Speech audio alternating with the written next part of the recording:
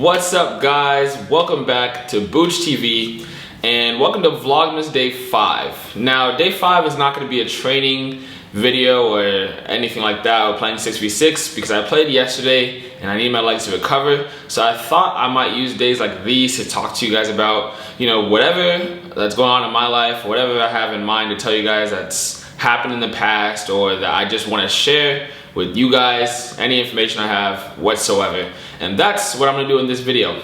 And today, we will be talking about the struggles of being a free agent. Now, everybody's time as a free agent is completely different from the next. Well, not completely different, but they all vary because, everybody's circumstances are different, why they left their team is different, why they didn't get re-signed is different, etc., etc. But for me personally, I've been a free agent, I think maybe 3 times now, and each time was very different. Believe me, each time was different, but I feel like they all are important situations that I went through in my life that helped mold me to, who I am today as a man, not just as a player, but like just as a man in general. Those times I was a free agent really tested me and pushed me to another level that I probably didn't know I could even reach. So that's what I'm going to talk to you guys about today in this video. I hope you guys get something out of it and take some positives out of it and use it in your own career, whether it's you're a youth player, a college player, amateur player, whatever the case may be.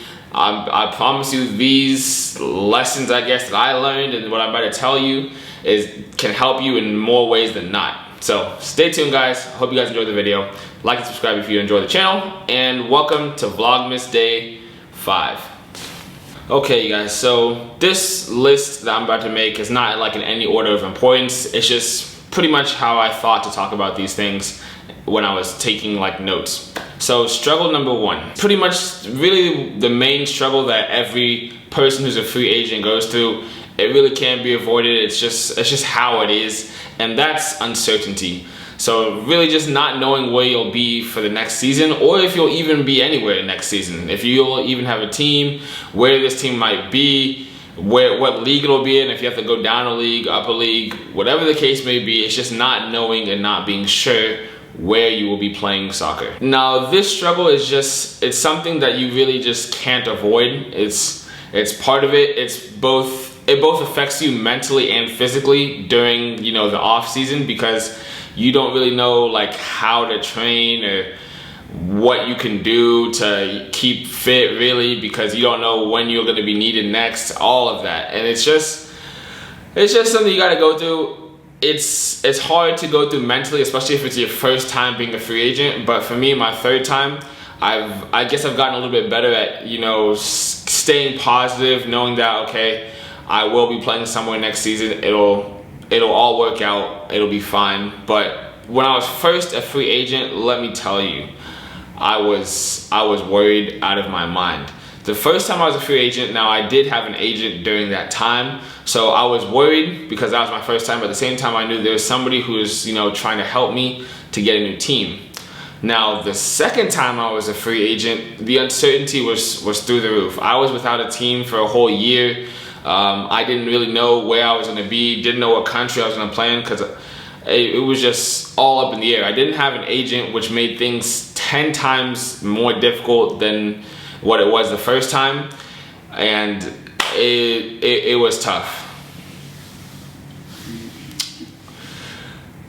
Now, a lot of people don't know this, that during that time, the second time I was a free agent, it was after I left Columbus Crew. So I was just home in Orlando. Me and my best friend were living in the same apartment because I just needed a place to stay at the time because, my mom just lived in the country. So I really had no idea what I was going to do next. And I just said to myself, you know what, I gotta do something. So in the meantime, because I didn't have an income, I had to make money somehow, and I just had to get out the mud. No one knows this, but I was washing cars for a good maybe 4 months because I just needed something to do to make money, and I wasn't gonna get a real job in a sense, because I knew that I could be leaving anytime, at any moment, any place, whatever the case may be. I'd have to get up and go. I needed a job that I could work and leave at any moment in time. And also during that time, actually, we'll save it for the next point. We'll save it for the next point. But yeah, I was washing cars because I didn't know where my career would take me next. And that is struggle number 1. Now, struggle number 2. So all these struggles, I guess, they all tie in together. But struggle number 2 is motivation. Staying motivated as best you can. This is both physically and mentally. This part was extremely difficult for me in the sense that it's very difficult to just keep going, keep training, keep improving. You don't know where you're gonna be, you don't know if you're gonna be anywhere, but what are you gonna do? You gotta keep training. And whatever your reasoning is to keep training, just keep doing that. It could be money, it could be the love of the game, it could be you gotta take care of your family, whatever the case may be, just find something that motivates you to keep improving, because once that time comes to go to a new team, go to a trial, whatever the case may be, you will thank yourself because you didn't rest at all. Now, for me personally, I would say that what made me motivated while being a free agent to just keep going is that this is just the game that I love to do. I've always loved to play soccer no matter what the circumstances were. I actually played for free as a pro one time in Portugal. I was supposed to get paid, didn't get paid, but I wasn't gonna do anything about it. I was signed, so I just played there, stayed there. I just wanted to keep playing, keep improving, and elevating myself, and that's what really helped me. Another thing that really helped me, which was kind of unexpected, was you guys. Doing YouTube.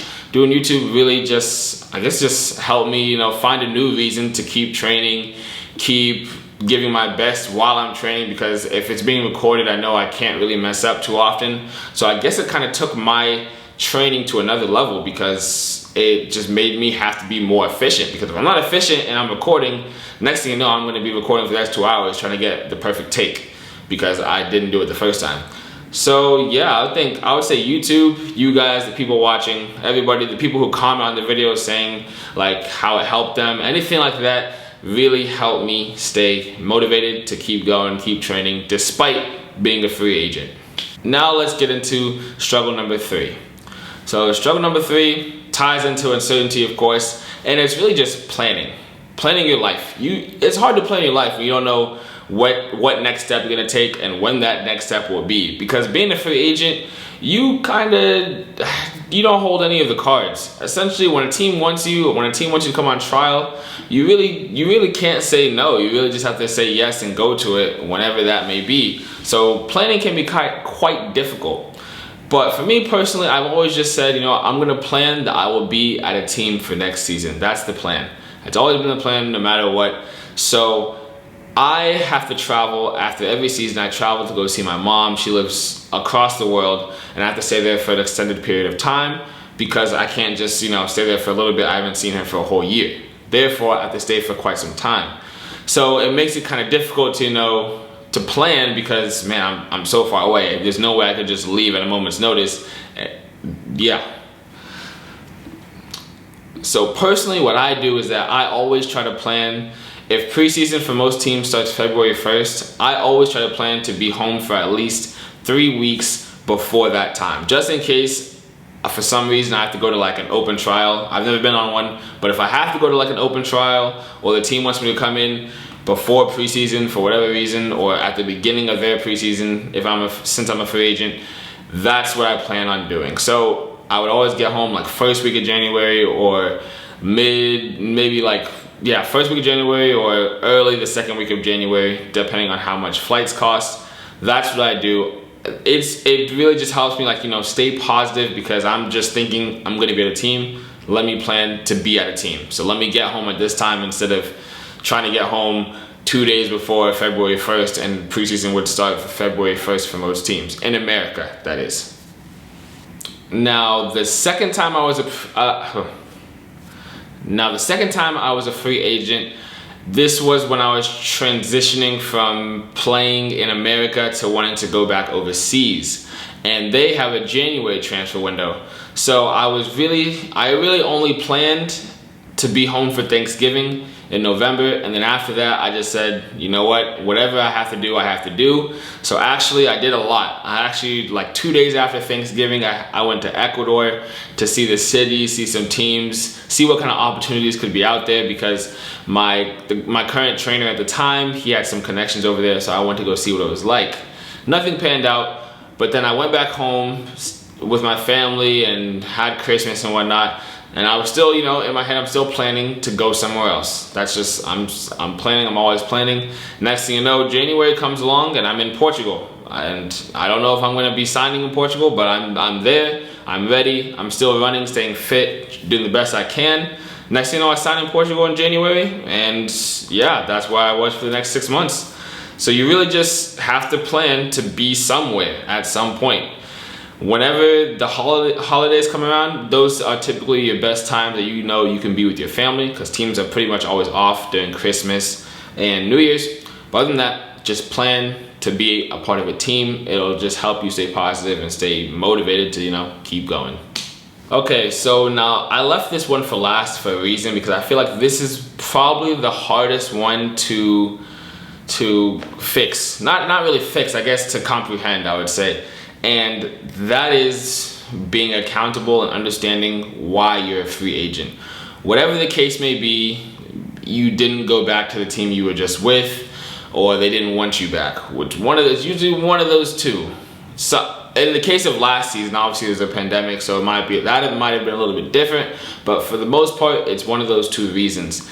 And I think that's where your improvement really starts. I know I put this reason at the end, but it's because it's a pretty important reason. I wanted to like emphasize it. But that's where it starts. You got to understand what took place for the point where you didn't go back to the previous team and they didn't want you back. For me, I've been on both sides. I didn't go back even though they wanted me back, and the team didn't want me back. Now, it's hard to look at it. The first time I was a free agent was because the team didn't want me back. I was young, I was 20 years old, and I just had to understand that I need to get better. I just knew it. I knew it. I wasn't good enough. I was not good enough for that level at the time. Playing at Columbus Crew, it was extremely difficult. I was not ready, I think, as a player at that time when I was 20. But I knew I needed to work on things. I knew I needed to improve. So I tried to spend as much time improving qualities that I knew I was lacking. But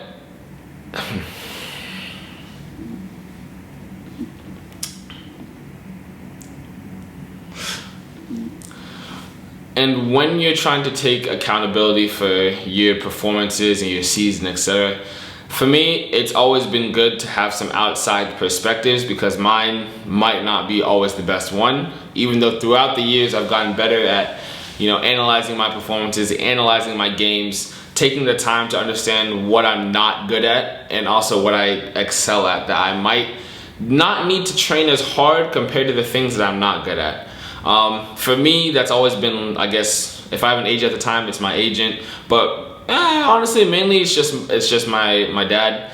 He pretty much watches my games. I talk to him after every game. He lets me know what he thinks I did well, what he thinks I didn't do well, if I played terrible, etc., etc. And actually, throughout my last season, he would keep letting me know that if this season has this many games, which is 28, that you're only allowed to have 2 to 3 bad performances, or performances that aren't up to your level or below average. So that's probably, for me, the best way I took accountability, is just taking the time to analyze and understand what I need to get better. And you can also look at players on your team professionally in other leagues, the best of the best. Look at what they do. Look at players that have skills that you might not have, or that you may want to acquire to get to the next level, and try to work on those. Try to emulate that, because at the same time, it sucks saying like, oh, they have something that I don't. Even if there's players on your team, there are players on my team that I wish I had qualities like them, and I tried to my best to, you know, try to improve those qualities in myself so that I could, you know, be on the same level as them. But it's all part of the process. It's all part of getting better. It's all part of getting better so that the next time you're on a team, they want you back.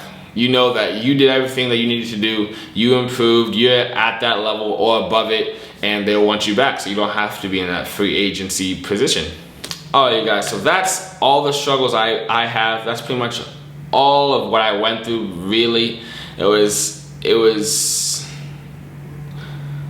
being a free agent is always an interesting moment. It's full of uncertainty that can also be excitement for some people, knowing that, oh, I get to start fresh somewhere, a new perspective, new coaching staff. Somebody might, you know, believe in me differently than a previous coach. So free agency is not a bad time. It can be scary sometimes, but it's definitely something that everybody might have to go through at a point, and it's good to know what you can do to help yourself and what you can do to, you know, not be in that position again, so you know that you will have a team every season of your career.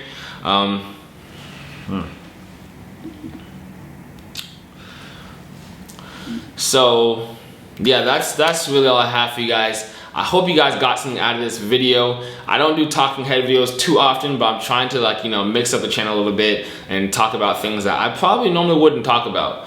But thank you guys for tuning in. I hope you guys enjoyed it. If you did, like and subscribe. It'll greatly help the channel, and I'll greatly appreciate it. Let me know if you guys want to see anything else, and I'll see you guys tomorrow for Vlogmas Day 6. So yeah, be easy.